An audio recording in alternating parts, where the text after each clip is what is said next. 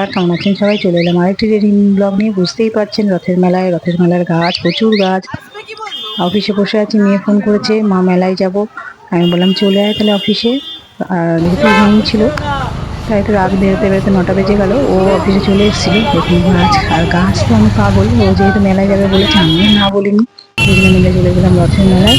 প্রচুর ভিড়, রাস্তাঘাটে প্রচুর ভিড়, হাঁটা যাচ্ছিল না। প্রথম দিন যেহেতু, রথের প্রথম দিন তাই। আর গাছ, আমাদের এই রথতলার রথের মেলা বিখ্যাত হচ্ছে গাছ। দেখো, আর এত লোক গাছ কিনতে এসছে। প্রচুর জারবেরা, জুঁই, বেল, বিভিন্ন জবা। এত ভিড়ে আমি সব গাছ ভালো মতন দেখতে পারিনি। আর যেহেতু রথের মেলায় গেছি, আর গাছ কিনবো তাই দুটো গাছ কিনে নিয়েছি, একটি গন্ধরাজ আর একটি বেল ফুলের গাছ। আমার বেল আর জুঁইগুলো কেমন যেন হয়ে গেছে, মায়ের বাড়িতে আসার পরে রোদ পাচ্ছে না, যত্ন হচ্ছে না, তাই জন্য কিনা জানি না। গাছ দেখুন, আর এইসব গাছ দেখলে কার না কিনতে ইচ্ছা করে। তা আমারও তো আর না কিনে, যেহেতু গাছপ্রেমী মানুষ, গাছ কি না কিনে থাকা যায়? দুটো গাছ কিনে নিলাম।